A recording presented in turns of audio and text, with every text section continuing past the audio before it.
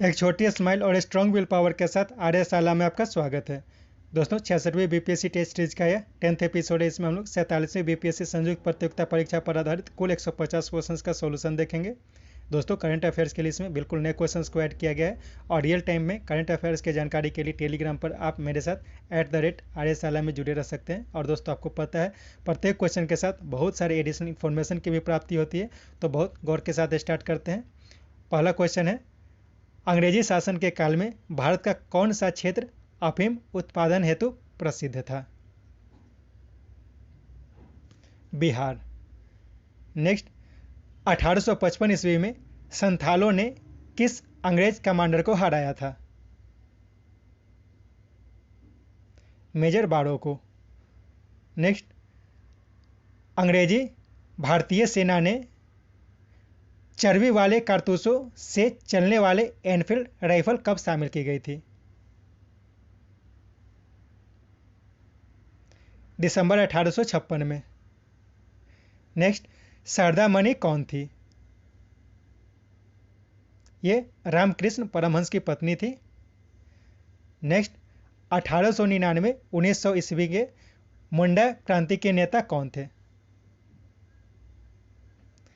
Birsa Munda.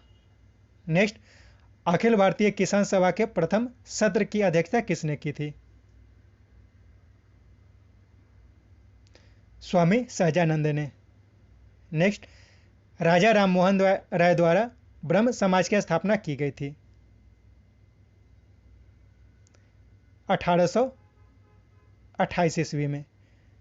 Next, Satyarth Prakash की रचना किसने की थी?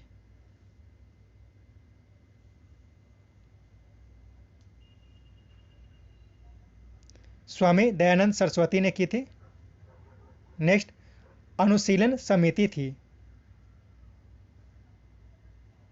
एक क्रांतिकारी संगठन थी ये। नेक्स्ट, किसने कहा था कांग्रेस आंदोलन न तो लोगों द्वारा प्रेरित था, न ही यह उसके द्वारा सोचा या योजनाबद्ध किया गया था? सर सैयद अहमद खान ने। नेक्स्ट, सुरक्षा प्रकोष्ठ की नीति संबंधित है? वारेन हेस्टिंग से सुरक्षा प्रकोष्ठ की नीति संबंधित है। Next, all India trade union Congress के प्रथम अध्यक्ष कौन थे? लाला लाजपत राय। नेक्स्ट, वह कौन से कांग्रेस अध्यक्ष थे जिसने क्रिप्स मिशन व लॉर्ड बेवेल दोनों वार्ताएं की थी?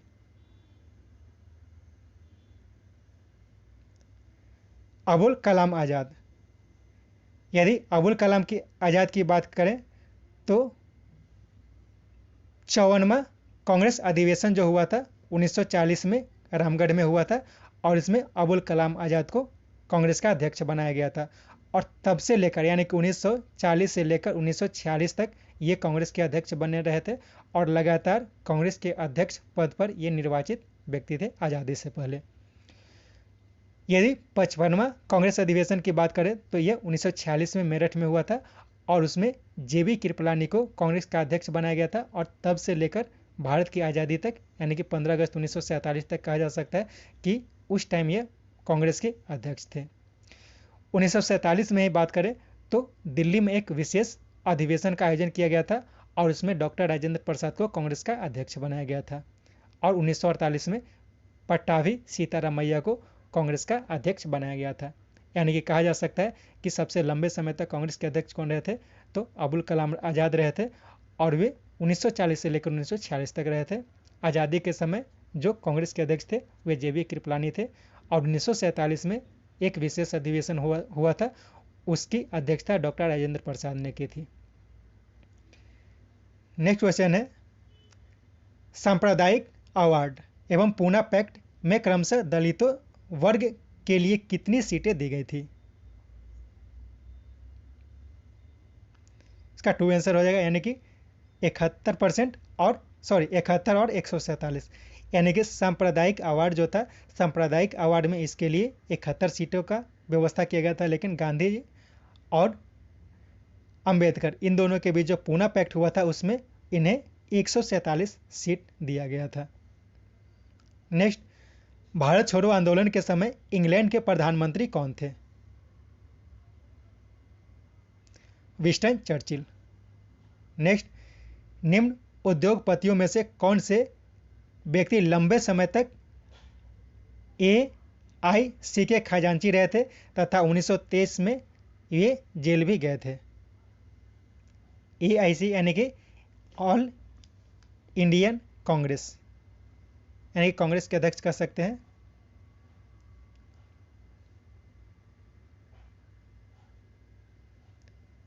जमनालाल बजाज। नेक्स्ट, 1947 ईस्वी के भारतीय राष्ट्रीय कांग्रेस के दिल्ली अधिवेशन की अध्यक्षता किसने की थी? डॉक्टर राजेंद्र प्रसाद। ऊपर आपको बताया गया था, यह एक विशेष अधिवेशन था। नेक्स्ट, देवबंद के उस विद्वान का नाम बताइए जिन्होंने स्वतंत्रता आंदोलन के समय महत्वपूर्ण भूमिका निभाई थी? अबुल कलाम आजाद। देवबंद जो है वो बिहार में एक जगह है। नेक्स्ट, बंबई में अखिल भारतीय व्यापार संघ कांग्रेस यानी कि AITUC की स्थापना कब की गई थी? 19 में, यानी कि all India trade union Congress की स्थापना कब की गई थी? तो 1920 में की गई थी। नेक्स्ट, अमृत बाजार पत्रिका की स्थापना किसने की थी? शिशिर कुमार घोष ने। नेक्स्ट, गांधी इरविन समझौते के हस्ताक्षरित होने में किसकी महत्वपूर्ण भूमिका थी? तेज बहादुर सप्रू की। नेक्स्ट, निष्क्रिय विरोध के सिद्धांत का प्रतिपादन किसने किया था? अरविंद घोष ने। नेक्स्ट, निम्न अखबारों में से कौन सा मुख्यतः उदारवादी के नीतियों का प्रचारक था? लीडर। यहाँ पे प्राकृतिक आपदा और उससे संबंधित क्षेत्र का नाम दिया गया है, इसके बारे में सही मिलान करना है आपको।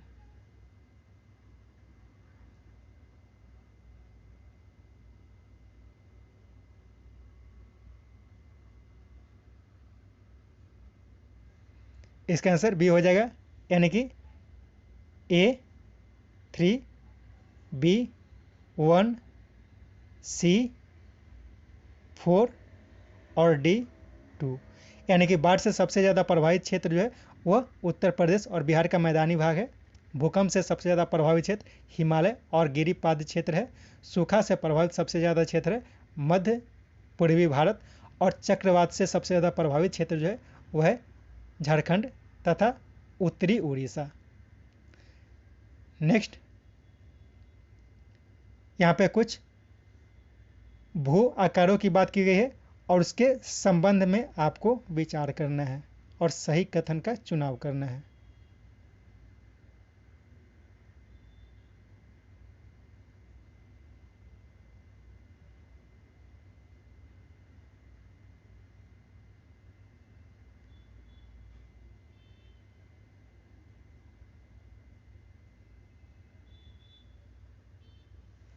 इसका आंसर ये हो जाएगा, यानी कि 1, 2 और 3 जो कथन है वो सत्य है।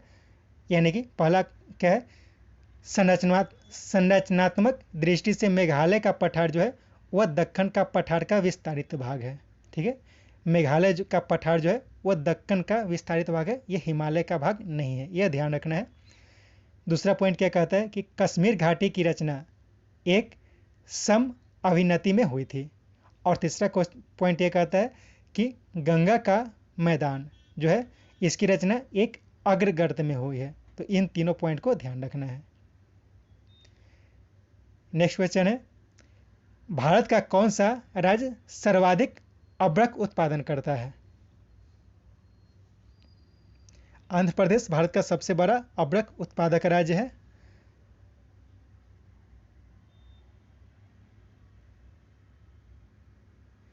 क्वेश्चन है, भारत में कतिपय लौह इस्पात संयंत्र पश्चिमी तट से होकर आयोजित किए गए हैं। इस उद्योग के ऐसे अवस्थित स्थानांतरण का प्रमुख कारण क्या है, यानी कहा गया ये है कि पश्चिमी तट पर जो लौह इस्पात के संयंत्र स्थापित किए गए हैं उसका कारण क्या है।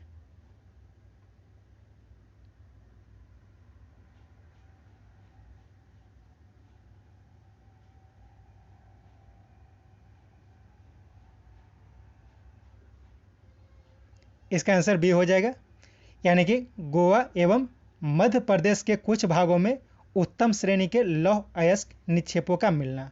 पहला पॉइंट हो गया। और दूसरा पॉइंट ये कहता है कि इस क्षेत्र में इस्पात निर्यात के लिए तुलनात्मक सुविधा, यानी कि इस्पात निर्यात के लिए तुलनात्मक सुविधा का उपलब्ध होना और लौह अयस्क का उपलब्ध होना, इन दोनों कारणों से जो पश्चिमी तट है वहाँ पे लौह इस्पात संयंत्रों की संख्या ज़्यादा है। नेक्स्ट क्वेश्चन है, भारत में ऊर्जा उत्पादन एवं उपभोग के संबंध में निम्नलिखित में से कौन सा कथन सत्य है।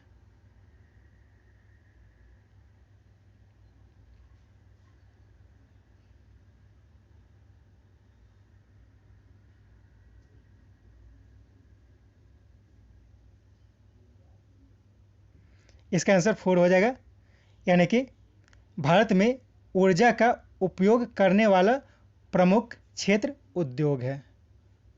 ठीक है। नेक्स्ट क्वेश्चन है, सबसे छोटा दिन कब होता है। 22 दिसंबर को सबसे छोटा दिन होता है, लेकिन यह ध्यान रखना है कि यह उत्तरी गोलार्ध की बात की जाती है। इसमें कुछ और पॉइंट आपको बता रहा हूँ, इसको ध्यान से नोट करना है, इसको पूछा जा सकता है आपको। यदि 3 जनवरी की बात की जाए तो यह उपसौर यानी कि पेरीहेलियन कंडीशन होता है। तो पेरीहेलियन यानी कि उपसौर का कंडीशन क्या होता है कि उपसौर का कंडीशन में सूर्य और पृथ्वी के बीच की दूरी जो होती है वो सबसे कम होती है, और यह दूरी जो होती है वो 14.7 करोड़ किलोमीटर होता है। 4 जुलाई का जो दिन होता है उसे अपसौरिक यानी कि एपीहेलियन कहा जाता है, और इस समय सूर्य और पृथ्वी की दूरी सबसे अधिक होती है और यह 15.21 करोड़ किलोमीटर होता है।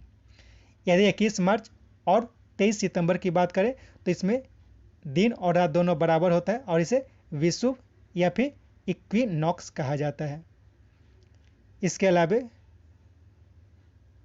यदि 21 जून की बात करें तो 21 जून के दिन को कर्क संक्रांति कहा जाता है, और 21 जून के दिन को कर्क संक्रांति जो कहा जाता है, इस दिन क्या होता है कि उत्तरी गोलार्ध में सबसे बड़ा दिन होता है। और 22 दिसंबर का जो दिन होता है, 22 दिसंबर को मकर संक्रांति कहा जाता है और इस दिन दक्षिणी गोलार्ध का सबसे बड़ा दिन होता है। यानी कि 21 जून को जो उत्तरी गोलार्ध होता है, उत्तरी गोलार्ध का सबसे छोटा दिन होता है, और 22 दिसंबर को दक्षिणी गोलार्ध का सबसे छोटा दिन होता है। तो ये सब पॉइंट को ध्यान रखना है। नेक्स्ट क्वेश्चन है, सूर्य ग्रहण तब होता है जब चंद्रमा बीच में होता है। सूर्य और पृथ्वी के बीच में जब चंद्रमा आती है तो सूर्य ग्रहण लगता है। एक पॉइंट और ध्यान रखना है कि जो चंद्र ग्रहण होता है, चंद्र ग्रहण पूर्णमासी के दिन लगता है, जिस दिन चंद्रमा पूर्ण दिखाई देता है। ठीक है, पूर्ण दिखाई देता है पूर्णमासी के दिन, इसलिए उस दिन चंद्र ग्रहण लगता है, और इसके अपोजिट यानी कि अमावस्या को सूर्य ग्रहण लगता है। नेक्स्ट, इजराइल की उभयनिष्ठ सीमाएं हैं।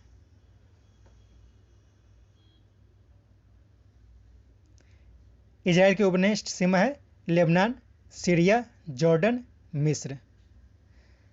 नेक्स्ट, यह क्वेश्चन थोड़ा लंबा है, इसको थोड़ा ध्यान से देखना है।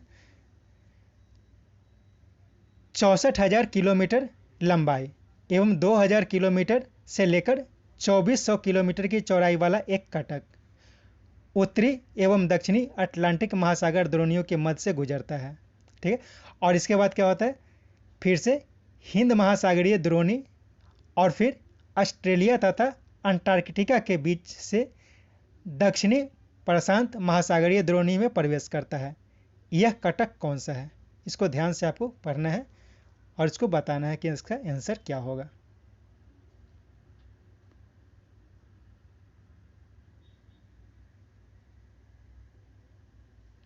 इसका आंसर सी हो जाएगा, डॉल्फिन चैलेंजर कटक इसे कहा जाता है। इसको 2-3 बार करके क्वेश्चन को पढ़ लेंगे तो आपको समझ में आ जाएगा। नेक्स्ट, महासागर में ऊंची जल तरंगे कैसे उठती है? चंद्रमा के कारण। वैसे भूकंप, सूर्य और तारे, इन सब का इस पर प्रभाव होता है, लेकिन जो चंद्रमा होता है उसका प्रभाव सबसे ज़्यादा होता है। इसके कारण ये कहा जाता है कि महासागरीय में ऊंची जल तरंगे जो होती है उसका कारण कौन सा होता है? चंद्रमा होता है, क्योंकि सूर्य, पृथ्वी और चंद्रमा के बीच की दूरी जो होती है वो कम होती है और उसका प्रभाव ज़्यादा होता है। यहाँ पे कुछ रेलवे का नाम दिया गया है और वो कहाँ से कहाँ तक वो है उसके बारे में सही मिलान करना है आपको।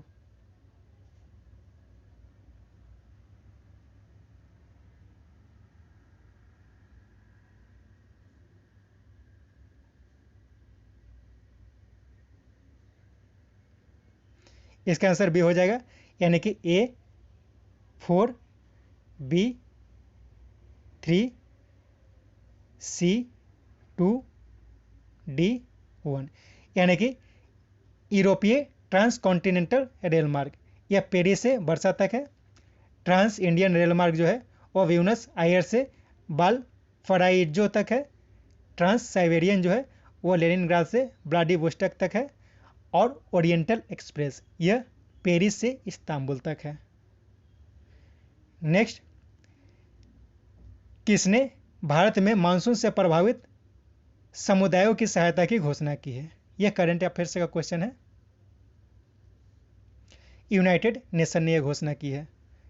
नेक्स्ट, वर्ष 2011 की जनगणना के अनुसार सर्वाधिक कुल शहरी जनसंख्या वाला राज्य कौन सा है? तमिलनाडु है। और यदि सबसे ज़्यादा शहरी प्रतिशत की बात की जाए तो सबसे ज़्यादा शहरी प्रतिशत जनसंख्या वाला जो राज्य है वो गोवा है, यानी कि सबसे ज़्यादा शहरीकरण जो है वो गोवा में देखा जाता है। नेक्स्ट, वर्ष 2011 की जनगणना की रिपोर्ट के अनुसार किस राज्य में साक्षरता दर सबसे कम है? बिहार का साक्षरता दर सबसे कम है, लेकिन वर्तमान में 2020 में एक रिपोर्ट आई है। इस रिपोर्ट के अनुसार जो सबसे कम साक्षरता दर है वह आंध्र प्रदेश की है। आंध्र प्रदेश के बाद जो है वो है मध्य प्रदेश, और बिहार जो है वो तीसरे नंबर पर, यानी कि नीचे से तीसरे नंबर पर बिहार है वर्तमान में। नेक्स्ट, वर्ष 2011 की जनगणना के अनुसार निम्नलिखित में से कौन सा राज्य साक्षरता के राष्ट्रीय औसत से नीचे है? उड़ीसा जो है वो राष्ट्रीय औसत से नीचे है, लेकिन महाराष्ट्र, गुजरात और पश्चिम बंगाल जो है वो राष्ट्रीय औसत से ऊपर है। नेक्स्ट, भारत में जनसंख्या वृद्धि के इतिहास में कौन सा वर्ष महाविभाजन का वर्ष कहलाता है? 1921 को महाविभाजन का वर्ष कहा जाता है। नेक्स्ट, भारत के संविधान का निम्नलिखित में से कौन सा अनुच्छेद प्रेस की स्वतंत्रता से संबंधित है? अनुच्छेद 19, इसे बोलने की स्वतंत्रता भी कहते हैं। अनुच्छेद 21 जो है वह जीवन की स्वतंत्रता यानी कि जीने का अधिकार प्रदान करता है। नेक्स्ट, भारत का राष्ट्रपति किसके द्वारा हटाया जा सकता है? संसद के द्वारा हटाया जा सकता है। नेक्स्ट, लोकसभा में राज्यवार सीटों का आवंटन 1971 की जनगणना पर आधारित है। यह निर्धारण किस वर्ष तक यथावत रहेगा? 2026 तक। नेक्स्ट, राज्यसभा में राष्ट्रपति द्वारा कितने सदस्यों को मनोनीत किए जाते हैं? 12 सदस्यों को। नेक्स्ट, भारत का प्रधानमंत्री मुखिया है।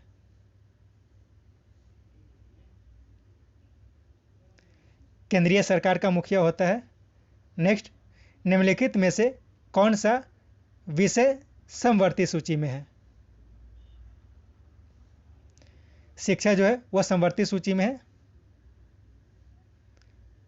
नेक्स्ट, जम्मू एवं कश्मीर के उपराज्यपाल की नियुक्ति कौन करता है? भारत के राष्ट्रपति, यानी कि जो भी राज्यपाल और उपराज्यपाल है उन सभी की नियुक्ति भारत के राष्ट्रपति के द्वारा किया जाता है। नेक्स्ट, योजना आयोग की स्थापना कब हुई थी?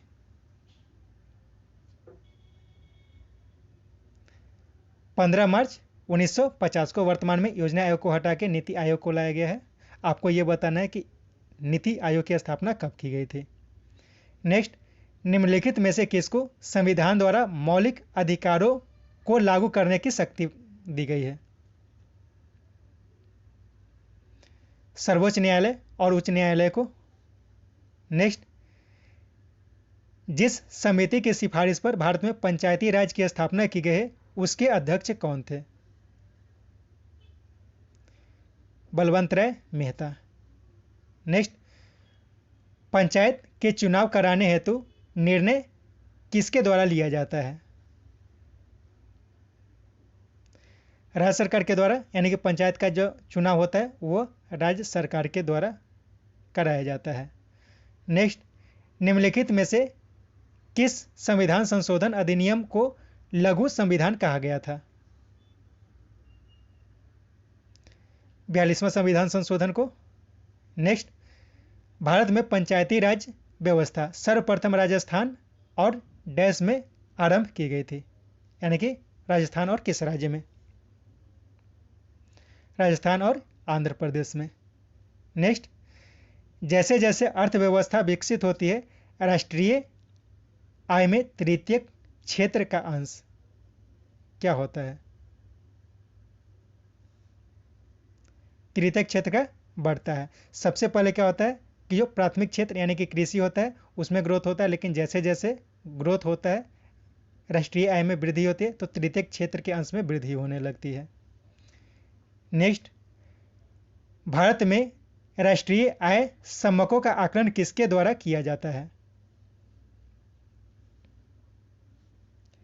राष्ट्रीय सांख्यिकीय संगठन के द्वारा, यानी कि नेशनल स्टैटिस्टिकल ऑर्गेनाइजेशन के द्वारा, NSO के द्वारा।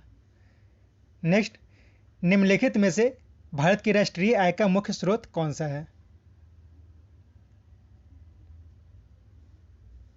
सेवा क्षेत्र जो है वो राष्ट्रीय आय का मुख्य स्रोत है, सबसे ज़्यादा इसी से प्राप्ति होती है। नेक्स्ट, आर्थिक नियोजन विषय है। आर्थिक नियोजन समवर्ती सूची का विषय है। नेक्स्ट, द्वितीय पंचवर्षीय योजना की रूपरेखा किसने तैयार की थी?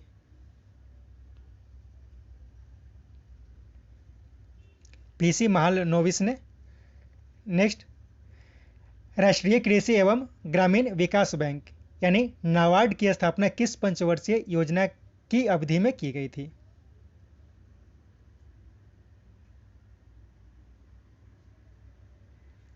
इसकी स्थापना जो की गई थी वह छठी पंचवर्षीय योजना में की गई थी।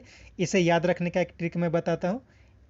1, 2, 3, 4, 5, 6, यानी कि 6 से यह मिलकर बना हुआ है, इसलिए 6 याद रखना है, ठीक, यानी कि छठी पंचवर्षीय योजना में। नेक्स्ट, भारत के आर्थिक सुधार का जनक किसे कहा जाता है? मनमोहन सिंह को। नेक्स्ट, भारत में सबसे अधिक कॉफी उत्पादन करने वाला राज्य कौन है? कर्नाटक। नेक्स्ट, खेल मंत्रालय ने 15 अगस्त से 2 अक्टूबर 2020 के बीच आयोजन किया था। Fit India freedom run. वर्तमान में किरण रिजिजू जो है वो वर्तमान में खेल मंत्री हैं भारत के। यहाँ पे इसको थोड़ा ध्यान से देखना है।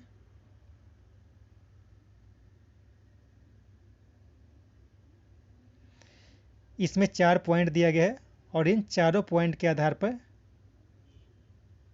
कुछ द्वितीय हरित क्रांति से संबंधित है। तो चारों पॉइंट को आप पहले ध्यान से देख लीजिए, उसके बाद इसका आंसर देना है। इसमें से इसका आंसर जो हो जाएगा वो सी हो जाएगा, यानी कि 2 और 4 ऑप्शन जो है वो सही है। तो 2 और 4 क्या क्या है एक बार देख लेते हैं। इसका लक्ष्य क्या था? तो हरित क्रांति से अब तक लाभान्वित न हो सकने वाले क्षेत्रों में बीज, पानी, उर्वरक, तकनीक का विस्तार करना। और क्या है? इसका लक्ष्य था कि हरित क्रांति के प्रारंभ में प्रयुक्त हो चुकी फसलों को छोड़कर अन्य फसलों के उत्पादन में वृद्धि करना। ये 2 पॉइंट था। द्वितीय हरित क्रांति जो लाया गया था उसका उद्देश्य था। नेक्स्ट, निम्नलिखित में से कौन सा एक राजकोषीय नीति का उपकरण नहीं है? फिस्कल पॉलिसी का उपकरण कौन सा नहीं है?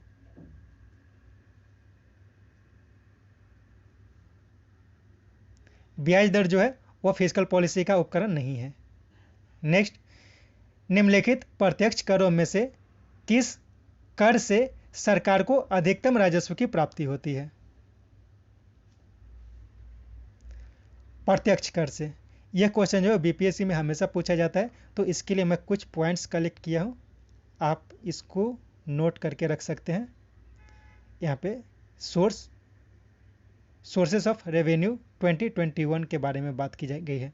तो इसमें जो है 2021 के रेवेन्यू का सोर्स जो होता है उसमें क्या क्या है, तो सबसे अधिक जो रेवेन्यू की प्राप्ति होती है वह प्रत्यक्ष कर से होती है। तो कैसे होती है, तो निगम कर से 28.1% होती है, व्यक्तिगत आय यानी कि इनकम टैक्स से 26.3% होता है, और इस तरह से प्रत्यक्ष कर से दोनों को मिलाकर 54.4% की प्राप्ति होती है। यानी कि जो प्रत्यक्ष कर है उसे सबसे ज़्यादा जो रेवेन्यू है उसकी प्राप्ति होती है।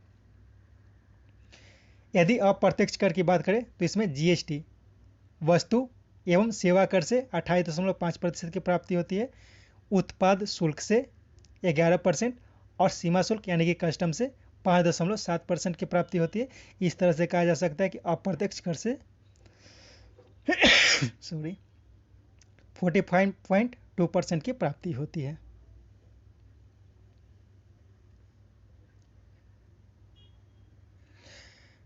नेक्स्ट क्वेश्चन है, भारत में चालू मूल्य पर प्रति व्यक्ति न्यूनतम आय वाला राज्य कौन है? बिहार है।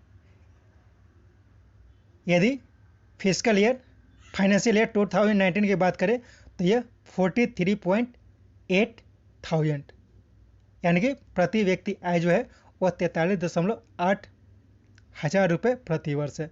सबसे ज़्यादा जो है वह गोवा का है। गोवा का कितना है, तो 458,000 रुपये प्रति ईयर है 2019 के लिए। नेक्स्ट क्वेश्चन है, एसोचैम की एक रिपोर्ट के अनुसार जून 2020 में भारत के मसालों का निर्यात कितना प्रतिशत बढ़ा है? 23%। इसमें थोड़ा ध्यान से देखना, क्वेश्चन थोड़ा बड़ा है। चुने हुए देशों की अर्थव्यवस्था के संबंध में निम्नलिखित में से कौन सा कथन सही नहीं है?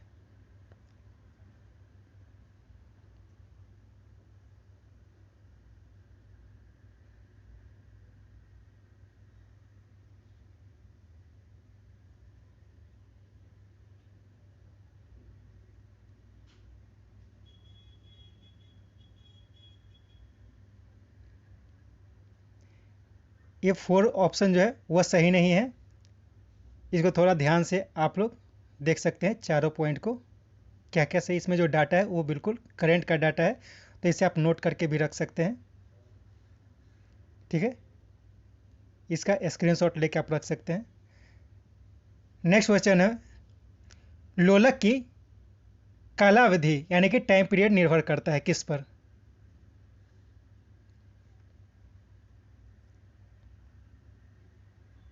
इसकी लंबाई पर।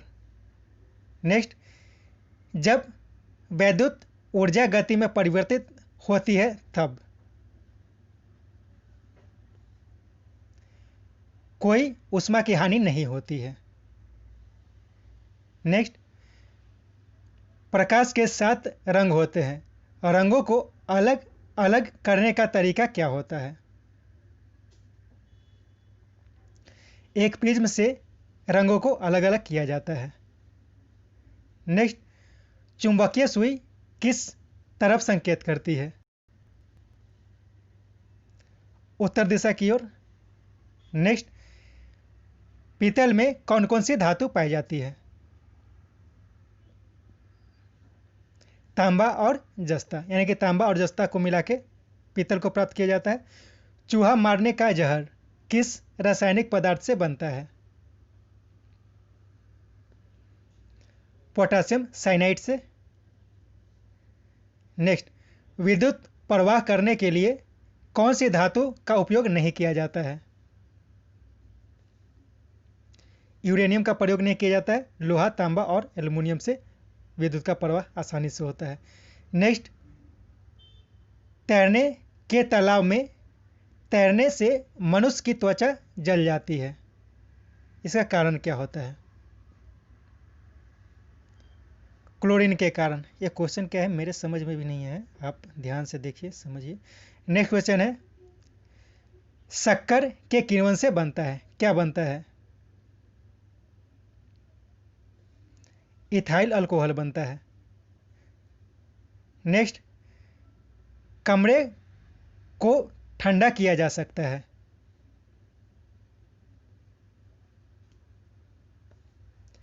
संपीड़ित गैस को छोड़ने से। जब संपीड़ित गैस को छोड़ते हैं तो एडियाबेटिक कंडीशन उत्पन्न होता है और उससे जो रूम होता है वो ठंडा होता है। नेक्स्ट, श्वेत प्रकाश को नली में कैसे पैदा करते हैं?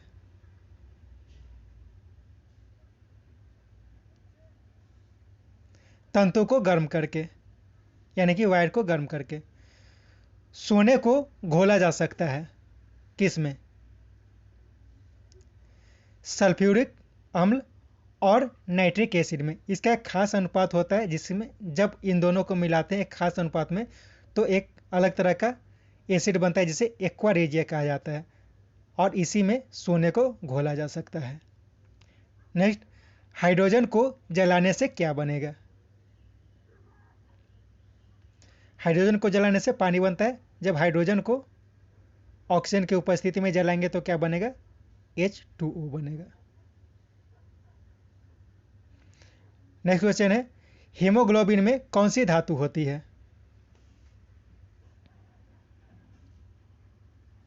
लोहा होता है। हीम जो टर्म होता है हेमेटाइट भी कहा जाता है। तो हीम जो होता है तो हीम में क्या पाया जाता है? लोहा पाया जाता है। यानी कि हीमोग्लोबिन में क्या होता है? लोहा पाया जाता है।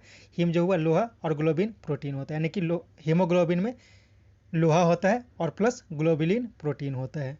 नेक्स्ट, एस्प्रिन कहाँ से प्राप्त होती है? एसिड के रासायनिक अभिक्रिया से प्राप्त होता है। नेक्स्ट, गेहूं की खेती के लिए कौन सा उर्वरक सबसे ज़्यादा उपयोगी है?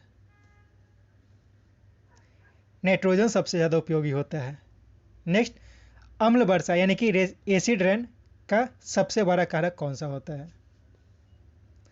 कारखाने जो होते हैं उससे सल्फर डाइऑक्साइड की उत्पत्ति होती है, और ये जो सल्फर डाइऑक्साइड होता है यही एसिड रेन का सबसे बड़ा कारण होता है। नेक्स्ट, बिहार में 1857 की क्रांति के नेता कुंवर सिंह का देहांत कब हुआ था? यानी कि कुंवर सिंह का देहांत कब हुआ था इसे बताना है आपको। 9 मई 1858 को। नेक्स्ट, बिहार के उस क्रांतिकारी का नाम बताइए जिसने सितंबर 1928 में हिंदुस्तान सोशलिस्ट रिपब्लिकन आर्मी की बैठक में भाग लिया था। फणींद्रनाथ घोष ने भाग लिया था, यह बिहार से संबंधित है। नेक्स्ट, बिहार में किस स्थान पर भारतीय राष्ट्रीय कांग्रेस का 1922 का अधिवेशन हुआ था?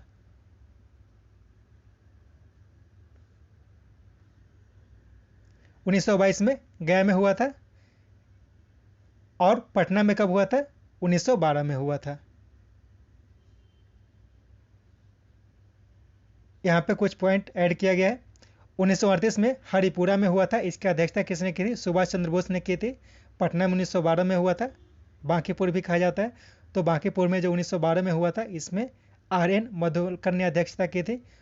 बिहार में 1922 में गया में किया गया था, इसमें CR दास ने अध्यक्षता की थी।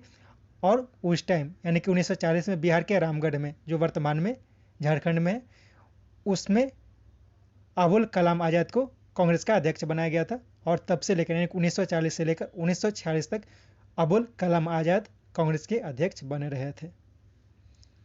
नेक्स्ट क्वेश्चन है, बिहार विधानसभा चुनाव 2020 के अंतिम चरण का चुनाव हुआ कितने सीटों के लिए?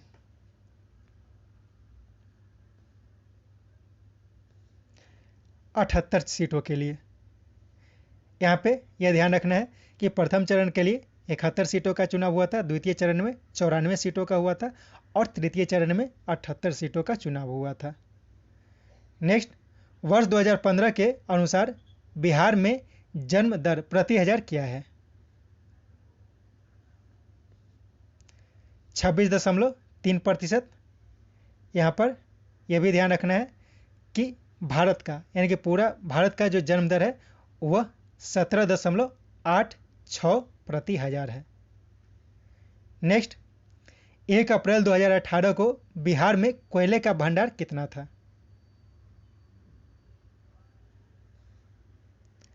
1367 मिलियन टन। ठीक है, यानी कि 1 अप्रैल 2018 को बिहार में कोयले का जो भंडार था वह 1367 टन था।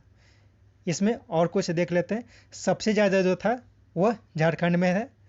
सबसे ज़्यादा जो कोयला का भंडार है वो झारखंड में कितना है? 83,152 मिलियन टन। पूरे भारत की बात करें तो 3,19,020 मिलियन टन है। बिहार में कुल यदि बात करें तो 1367 मिलियन टन। और प्रूव्ड यानी कि कुछ प्रूव्ड ये डाटा होता है, 3 तरह का डाटा होता है, प्रूव्ड, इंडिकेटेड और इन्फर्ड।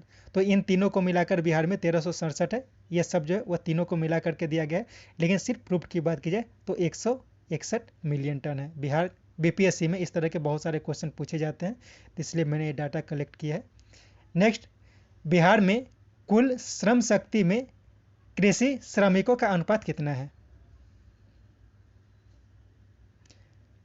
56%। इसमें थोड़ा ध्यान से कुछ और पॉइंट को देखना है। बिहार लेबर फोर्स की जब बात करते हैं तो बिहार लेबर फोर्स का 56% जो है वो एग्रीकल्चर में जुड़ा हुआ है, 8% इंडस्ट्री में और 36% जो है वो सर्विसेज सेक्टर से जुड़ा हुआ है। यदि एम्प्लॉयमेंट इन इंडिया की बात करें तो एग्रीकल्चर में यानी कि पूरे पॉपुलेशन का 41.49% जो है वह एग्रीकल्चर से जुड़ा हुआ है। और एम्प्लॉयमेंट इन बिहार की बात करें तो एग्रीकल्चर में पूरे पॉपुलेशन का 80% जो है वह जनसंख्या समाहित है। तो इसमें थोड़ा कन्फ्यूजन यहाँ पे होता है कि यहाँ पे 56% है और यहाँ पे 80% है। तो पूरे पॉपुलेशन का जो जनसंख्या है, बिहार का पूरा पॉपुलेशन उसका 80% जो है वो एग्रीकल्चर में है। लेकिन जो लेबर फोर्स है, तो लेबर फोर्स की जब सिर्फ बात करेंगे तो लेबर फोर्स का 56% जो है वह किस में जुड़ा हुआ है? तो एग्रीकल्चर में जुड़ा हुआ है। तो इसका आप स्क्रीनशॉट लेके रख सकते हैं, ये बिल्कुल करंट डाटा है। यहाँ पे 2 सूची दिया गया है और इनका सही मिलान करना है। बिहार का कितना प्रतिशत क्षेत्र जो है वो कहाँ, किस क्षेत्र का कितना प्रतिशत है, यह दिया गया है।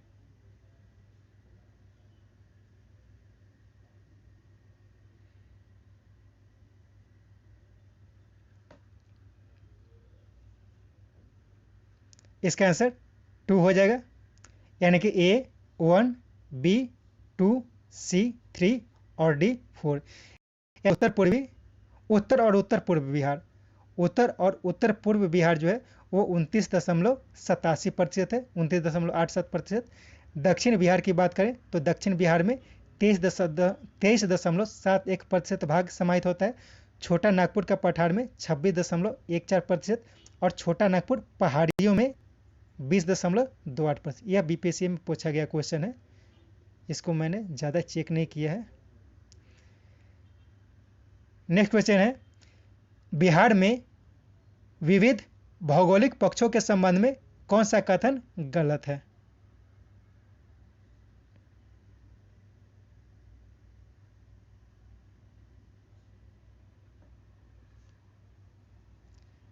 इसका तीसरा ऑप्शन जो है वह गलत है, बाकी सब सही है। बिहार में घरेलू उत्पादन में कृषि का योगदान जो होता है वह 23% है।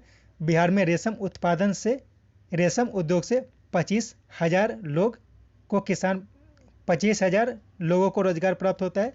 और बिहार का 80 से 90% ग्रामीण परिवारों के प्रत्येक के पास 0.5 हेक्टेयर से भी कम जमीन है।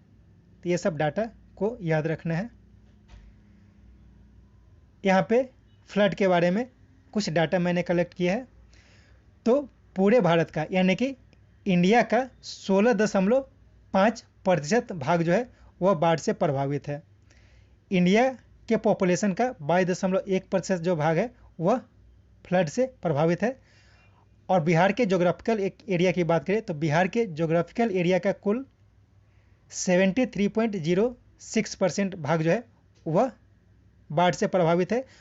और यदि एरिया की बात करें तो 68,800 स्क्वायर किलोमीटर का जो बिहार का क्षेत्र है वह बाढ़ से प्रभावित है। नेक्स्ट, बिहार में सिंचाई के संबंध में निम्नलिखित में से कौन सा कथन सही नहीं है?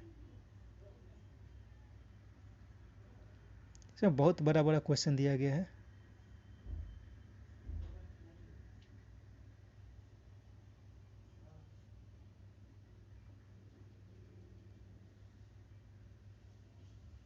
इसका 2 आंसर हो जाएगा, बाकी सब सही है।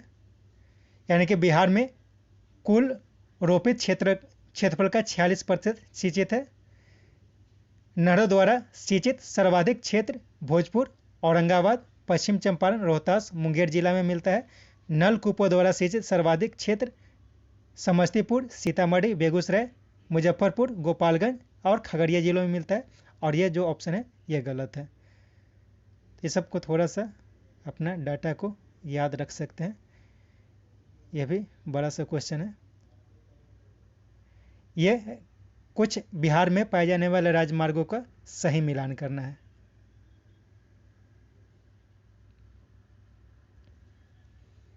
इसका आंसर 1 हो जाएगा, ठीक है।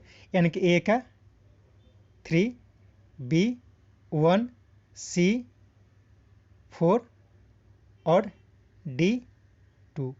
यानी कि बिहार से गुजरने वाला राष्ट्रीय राजमार्ग 31 है। 31 राष्ट्रीय राजमार्ग है जो बिहार से गुजरती है। राष्ट्रीय राजमार्ग जो बिहार से नहीं गुजरती है, तो ये 12 जो है वो बिहार से नहीं गुजरती है। बिहार में सर्वाधिक लंबाई वाला राष्ट्रीय राजमार्ग कौन सा है? यहाँ पे थोड़ा गलत बता दिया मैंने। बिहार से राष्ट्रीय राजमार्ग 2 नहीं गुजरता है। और सबसे लंबी राष्ट्रीय राजमार्ग जो है बिहार के वह राष्ट्रीय राजमार्ग 31 है। और सबसे छोटी राष्ट्रीय राजमार्ग जो है वह कौन सी है? राष्ट्रीय राजमार्ग 2। एक बार फिर से देख लीजिए, ए का कौन सा हो गया?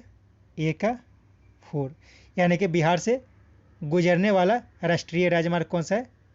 तो ये 1 मिनट,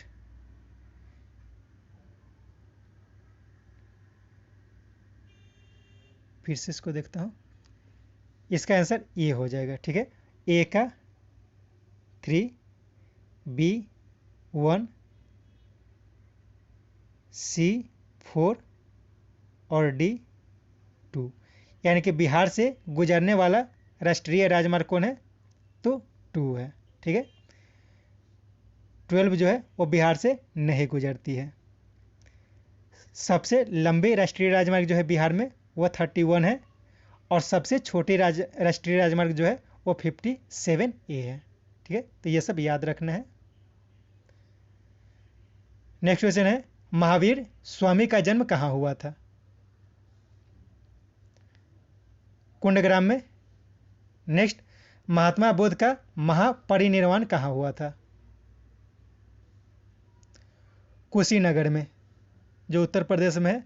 नेक्स्ट, महात्मा बुद्ध ने अपना पहला धर्म चक्र परिवर्तन किस स्थान पर दिया था? सारनाथ में। यानी कि महात्मा बुद्ध ने अपना पहला जो उपदेश दिया था वो सारनाथ में दिया था। नेक्स्ट, मगध की प्रथम राजधानी कौन सी थी? गिरिव्रज या राजगीर। नेक्स्ट, नंद वंश के पश्चात मगध पर किस वंश का शासन रहा था? नंद वंश के बाद मौर्य वंश आया था। चंद्रगुप्त मौर्य ने इसकी स्थापना की थी। नेक्स्ट, मौर्य काल में शिक्षा का सर्वाधिक प्रसिद्ध केंद्र कौन था? तक्षशिला। नेक्स्ट, मेगास्थनीज की पुस्तक का नाम क्या है? इंडिका। यहाँ पे नेक्स्ट क्वेश्चन है, कनिष्क के शासनकाल में बौद्ध सभा किस नगर में आयोजित की गई थी?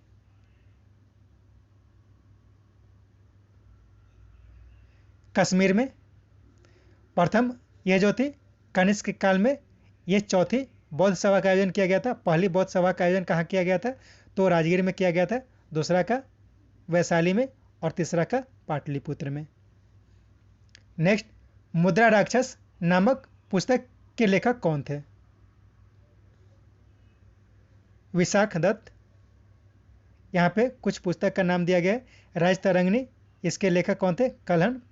हर्षचरित और कादम्बरी, इसके लेखक कौन थे? बाणभट्ट थे। बाणभट्ट ने किसकी रचना की थी? तो हर्षचरित और कादम्बरी की, और कल्हण ने राजतरंगिणी की थी। नेक्स्ट, हर्षचरित नामक पुस्तक किसने लिखी थी? ऊपर मैंने बता दिया है, बाणभट्ट ने। यहाँ पे कुछ और पुस्तक का नाम दिया गया, जैसे शकुंतलम, मेघदूत, कुमार संभवम, रघुवंशम, मालिका अग्निमित्रम, ऋतु संहारम, यह सब कालिदास की रचना है। नेक्स्ट, गुलाम वंश का प्रथम शासक कौन था? कुतुबुद्दीन ऐबक। नेक्स्ट, अलाउद्दीन खिलजी के आक्रमण के समय देवगिरी का शासक कौन था?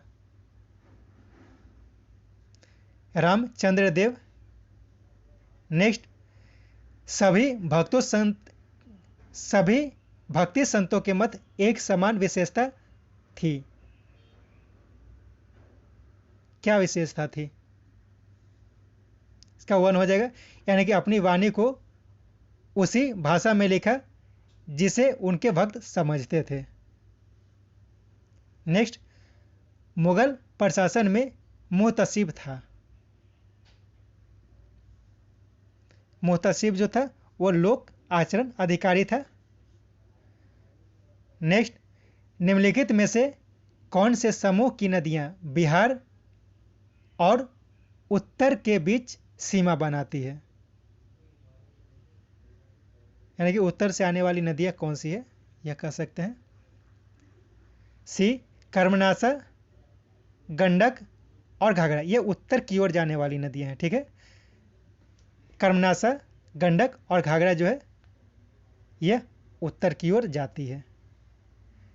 नेक्स्ट, बिहार की लगभग 55% जनसंख्या परम निर्धनता में रहती है, क्योंकि? इसमें 4 पॉइंट दिया गया है और 4 ऑप्शन दिया गया है।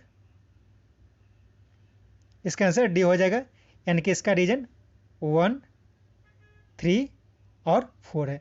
यानी कि बिहार के पास प्राकृतिक संसाधनों वर्तमान में संभाव्य दोनों का अभाव है, यानी कि प्राकृतिक संसाधनों का अभाव है। बिहार की कृषि जलवायु दशाएं नितांत प्रतिकूल है, और बिहार के पास गुणवत्ता युक्त ढांचागत सुविधाओं तथा व्यापार अनुकूल वातावरण का अभाव है। तो ये सब कारण है जिसके कारण बिहार में जो निर्धनता है वह बहुत ज़्यादा है। नेक्स्ट, वर्ष 2011 के जनगणना के अनुसार निम्नलिखित में से बिहार के जिलों का कौन सा समूह जनसंख्या घनत्व का सही अवरोही क्रम दर्शाता है?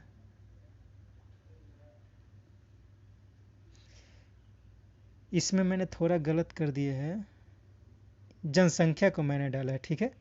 जनसंख्या घनत्व नहीं, जनसंख्या है। तो इसमें यह सब कंटिन्यू है, इसमें पूरे जितने जो डिस्ट्रिक्ट है सभी के जनसंख्या का दिया गया है।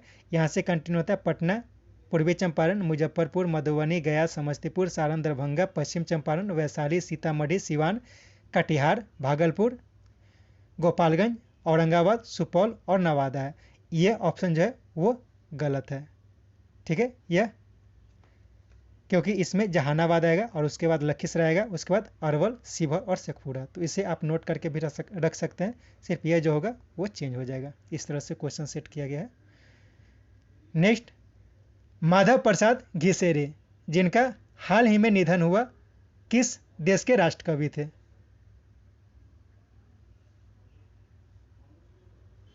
नेपाल के राष्ट्रकवि थे माधव प्रसाद घिसेरे, जिनका हाल में निधन हो गया है। नेक्स्ट, यूएसए ने हिंदू महासागर क्षेत्र में शांति समझौते के लिए किसके साथ समझौता किया है? मालदीव के साथ। नेक्स्ट, फिलिस्तीनी नेता कौन है?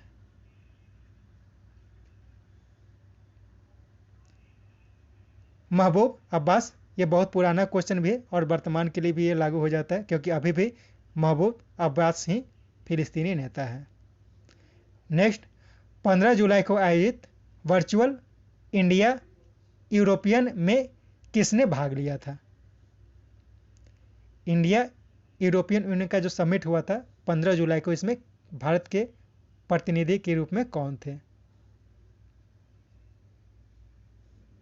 नहीं, इसमें प्रतिनिधि की बात की गई है, ये दोनों हो जाएंगे। ठीक है, भारत की ओर से नरेंद्र मोदी थे और H.E. चार्ल्स मिचेल इसके अध्यक्ष थे। ठीक है, वर्तमान में H.E. चार्ल्स मिचेल जो है वह यूरोपियन यूनियन के चेयरमैन है। ठीक है, तो ये ध्यान रखना है। नेक्स्ट, गुट निरपेक्ष आंदोलन यानी कि नेम के देशों की वर्चुअल बैठक अजरबैजान में कब हुई थी?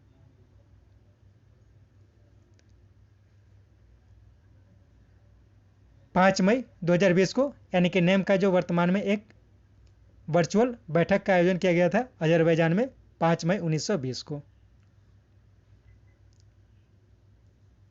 यह भी ध्यान रखना है कि 25 से 26 अक्टूबर 2019 को बाकू अजरबैजान में एक नेम का बैठक किया गया था। और इससे पहले डायरेक्ट 2016 में वेनेजुएला में एक बैठक है, यानी कि नेम का जो बैठक है वह पहले 2016 में किया गया था और उसके बाद डायरेक्ट 2019 में किया गया था, और अभी एक वर्चुअल बैठक का आयोजन किया गया था कोविड-19 को देखते हुए। नेक्स्ट, नाटो नेताओं की 12 से 13 फरवरी 2020 को बैठक हुई थी। ब्रुसेल्स, बेल्जियम में। नेक्स्ट, लोक सभा के अध्यक्ष कौन है? ओम बिरला। वेंकैया नायडू की बात करें तो यह राज्यसभा के अध्यक्ष और उपराष्ट्रपति हैं।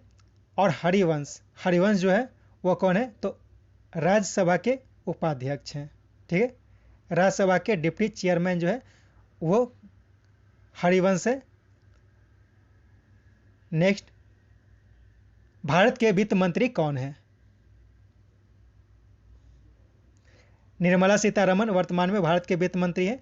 यदि आर के शमुगन इनकी बात करें तो यह भारत के पहले वित्त मंत्री थे। स्वतंत्र भारत के पहले वित्त मंत्री कौन थे? तो आर के शमुगन। यदि इंदिरा गांधी की बात करें तो यह पहली महिला वित्त मंत्री थी। लेकिन यदि पूर्णकालिक पहली महिला वित्त मंत्री की बात करें तो यह निर्मला सीतारमण है, यानी कि पहली महिला पूर्णकालिक वित्त मंत्री कौन है? तो निर्मला सीतारमण है। स्वतंत्र भारत के पहले वित्त मंत्री कौन थे? तो आर के शमुगन थे। और यदि पहले वित्त मंत्री की बात करें तो पहली महिला वित्त मंत्री की बात करें तो इंदिरा गांधी थी। नेक्स्ट, निम्नलिखित में से कौन से राज्य में अक्टूबर-नवंबर 2020 में चुनाव नहीं हुए?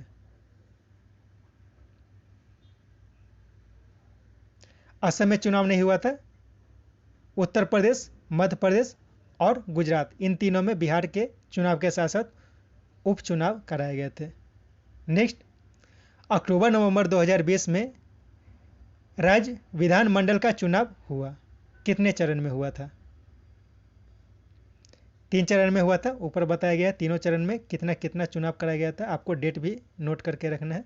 नेक्स्ट, 15वें वित्त आयोग की सिफारिश पर 10 लाख से अधिक जनसंख्या वाले शहरों की वायु गुणवत्ता सुधार के लिए 15 राज्यों को कितनी राशि की पहली किस्त जारी की गई?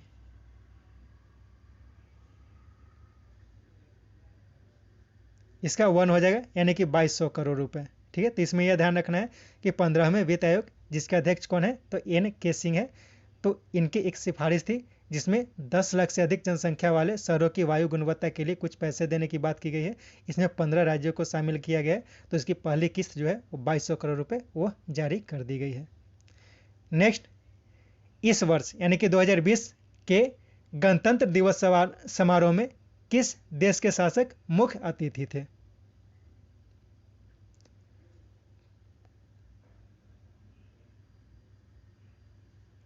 यहाँ पे डायरेक्ट नाम दिया गया है। जाइर बोल्सोनारो, ये ब्राज़ील के प्रधानमंत्री हैं, इन्हें मुख्य अतिथि के रूप में शामिल किया गया था। और 2019 में सिरिल रामफोसा, जो साउथ अफ्रीका के राष्ट्रपति थे, उन्हें मुख्य अतिथि के रूप में बुलाया गया था। नेक्स्ट, भारत के मुख्य चुनाव आयुक्त कौन है? वर्तमान में सुनील अरोड़ा जो है वह भारत के मुख्य चुनाव आयुक्त हैं। यदि सुकुमार सेन की बात करें तो ये भारत के पहले चुनाव आयुक्त थे। अभी राजीव कुमार जो है इन्हें चुनाव आयुक्त के रूप में शामिल किया गया है, और अशोक लवासा जो है वह अपने पद से रिजाइन दिए और इन्हीं के स्थान पर राजीव कुमार को चुनाव आयुक्त के रूप में शामिल किया गया है। नेक्स्ट, भारतीय वायुसेना ने हाल ही में सुखोई विमान से किस सुपरसोनिक क्रूज मिसाइल का सफल परीक्षण किया?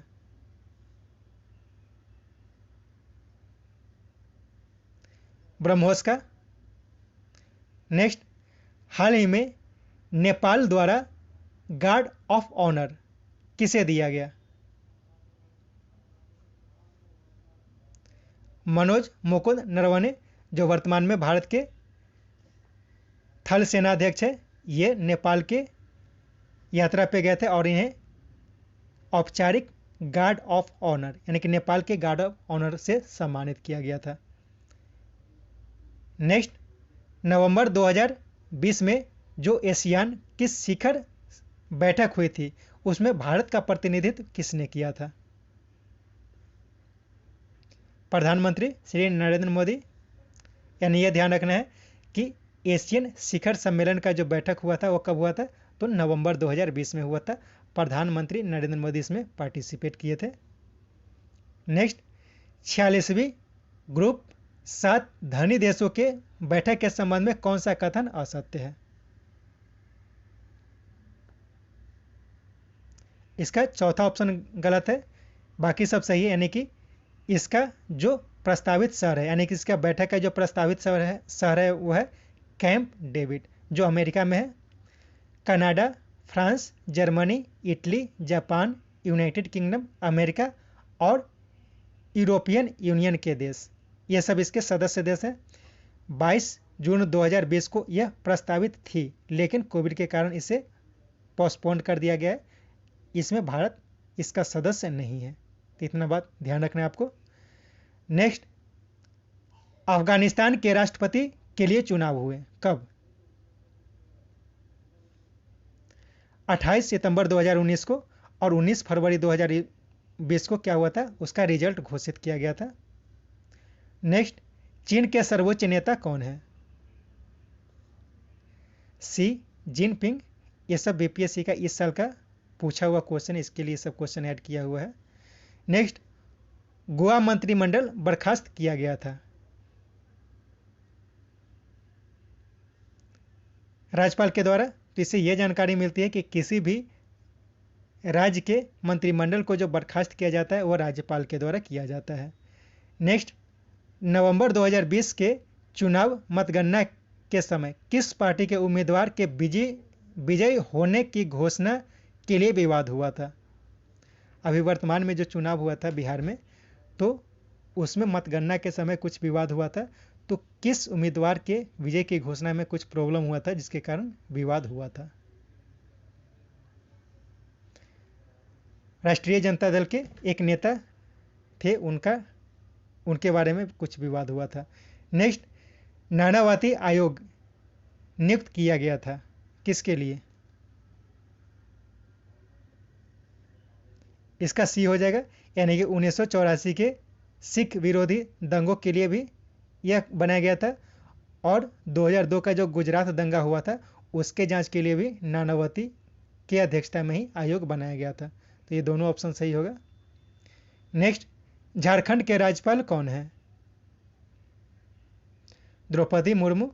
यदि फागू चौहान की बात करें तो ये बिहार के राज्यपाल है। भगत सिंह कोश्यारी ये महाराष्ट्र के राज्यपाल है, और आनंदीबेन पटेल ये उत्तर प्रदेश की राज्यपाल है, और इन्हें मध्य प्रदेश के राज्यपाल का अतिरिक्त प्रभार दिया हुआ है। नेक्स्ट, अंतर्राष्ट्रीय संबंधों में निम्नलिखित में से किस कारक का योगदान नहीं है? आक्रामक राष्ट्रवाद की भावना का।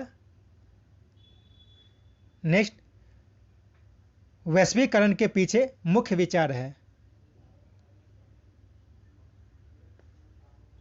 इसका 3 हो जाएगा, यानी कि आपसी दृष्टिकोण रखते हुए समस्त अंतर्राष्ट्रीय समुदाय के साथ कार्य करना, यह वैश्वीकरण के पीछे का मुख्य उद्देश्य होता है। नेक्स्ट, संयुक्त राष्ट्र संघ के सुरक्षा परिषद में निम्न में से कौन सा देश अस्थायी सदस्य नहीं है? जापान अस्थायी सदस्य नहीं है, संयुक्त राज्य अमेरिका, ब्रिटेन, फ्रांस, इसके अलावा चीन, ये सभी है। नेक्स्ट, संयुक्त राष्ट्र संघ के महासचिव कौन है? एंटोनियो गुटेरेस वर्तमान में संयुक्त राष्ट्र संघ के महासचिव हैं। यदि त्रिवेली की बात करें तो त्रिवेली जो है वह संयुक्त राष्ट्र संघ के पहले महासचिव थे। डैग हैमरशोल्ड की बात करें तो इन्हें इसके लिए याद रखना है कि वायुयान की एक दुर्घटना में इनकी मृत्यु हो गई थी, और बान की मून जो है वो एंटोनियो गुटेरेस से पहले यूनाइटेड नेशन के महासचिव थे। नेक्स्ट, नौकरशाही का कार्य है। ऑल हो जाएगा इसका, यानी कि सरकार की नीतियों को लागू करना, प्रशासन चलाना और मंत्रियों की सहायता करना, यह सब नौकरशाही का कार्य है। इसके बाद मैथ का क्वेश्चन दिया गया है, सिर्फ मैं इसका आंसर बताऊंगा आपको और आपको इसको सॉल्व करना है। 141 का 4 हो जाएगा, 142 इसका 2 हो जाएगा, 143